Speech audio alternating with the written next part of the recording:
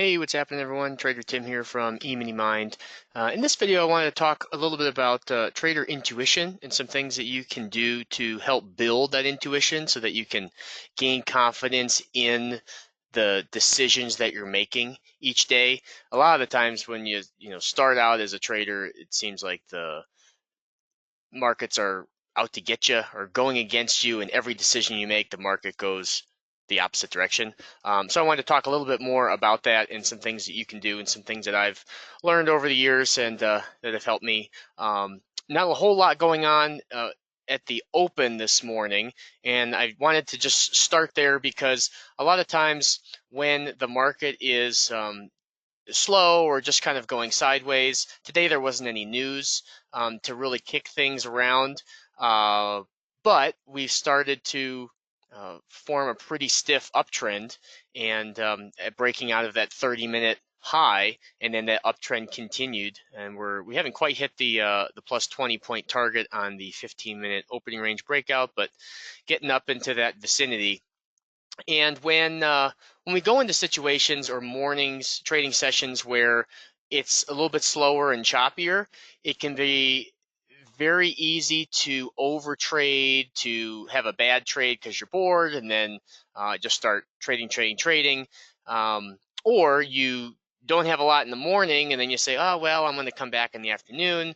And it can really lead to like having a really bad day and blowing up.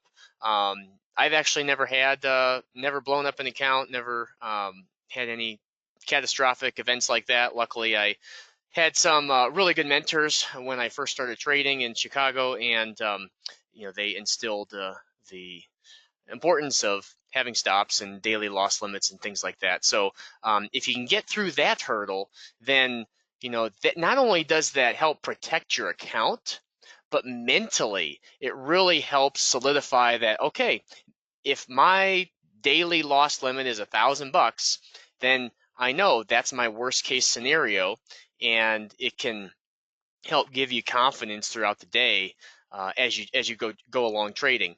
This coming week, actually these next 2 weeks will be a little bit chopped up. We've got the Fed meeting on Wednesday, or the meeting announcement. So tomorrow, Tuesday, and Wednesday, the Fed will be meeting. Next Wednesday is Juneteenth. Markets will be closed. Expiration will be next week Friday, which means next week is rollover week. So a little bit chopped up these next 2 weeks. So really, really important not to overtrade or make any, if you find yourself saying, oh, it's kind of slow, it's a good time to sit on your hands. If you find yourself starting to just kind of click around on your trade ladder or hit, if you start hitting buy market and just trying to jump in, not based off of any kind of setup that you would normally take, that's a bad, that's an early sign that, okay, probably need to just shut down and step away. So better to do that and end the day flat, or, just with one loser than being down, 6 figures or something big. So let's talk a little bit about trader intuition.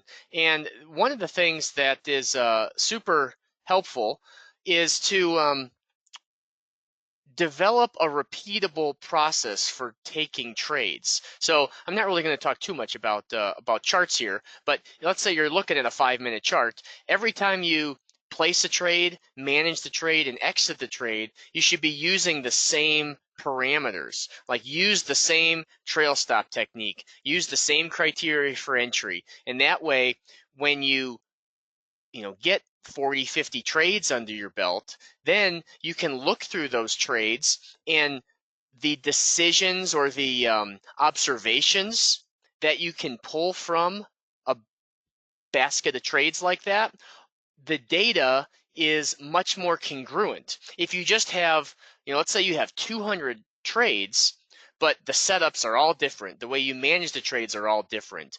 When you're trying to make inferences or glean information so you can tweak and improve or optimize your trading strategy, it's much more difficult to do. So I find a lot more value in developing a repeatable, consistent approach than I do just having a one-off home run winner that I really can't pinpoint as to why it happened, and so then I couldn't repeat it. It's also really important I find it's better to watch the markets a little bit each day versus all day, 2 days a week, and then take the next 3 days off. So if you just open your charts and trade the morning 90 minutes, 2 hours, you will gain a lot more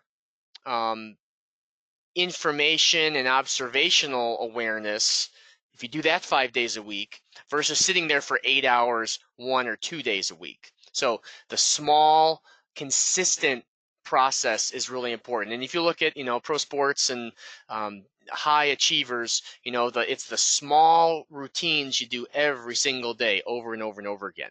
And then the other important thing to do is look for, I like to do this at the end of each week and ask myself, okay, what's working and what's not? You can also do this at the end of each trading day. So kind of that concept of 80-20. What is the 20% of trades, 20% of what I'm doing that's giving me 80% of the results? So what's working today and what's not?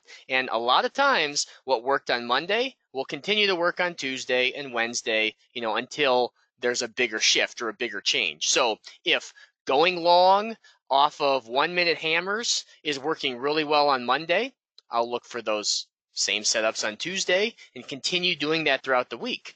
And then conversely, if I'm trying to short an inverted hammer at highs and it petered out or I got stopped out, and then I notice, I take another trade and it does the same kind of thing, gets a little bit of momentum, and then we reverse and continue going higher. Well, that's a good sign that, okay, counter trend shorts aren't really working today and probably aren't going to continue to work tomorrow either if this pattern and this larger trend continues. So the 80-20 is really helpful, watching the markets a little bit each day, because then you get a lot of different scenarios as opposed to just looking at a trend day for 8 hours and there's not always a lot going on to pull from that. And then just being very repeatable with your trade execution. And that's a really helpful way to make sure that the data that you have is more consistent, and even tagging your trades with the actual setup so you can go through your trade log. Like if you use Excel, you can just sort all the specific trades by type, and then you can be looking at a basket of 50 trades that are all the very similar setup, managed the same way. And then you can start to spot things like, oh, okay, on these trades, the most heat I took on all the winning trades was only a point, but I'm using a 3-point stop. So maybe I need to tighten my stop.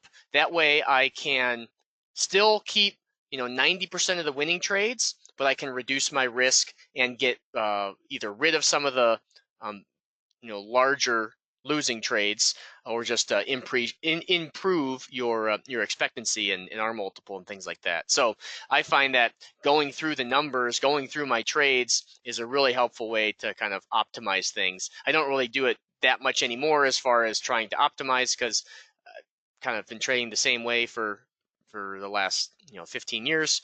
But it is nice to be able to just kind of go through and see those patterns with your trades. So the more consistent you can be with your execution, the better. So that's what I got for you today. We'll be doing a live trading session tomorrow, as we do every Tuesday. You can check that out over at EminiMind.com. So hope you have a great week. We'll talk to you soon.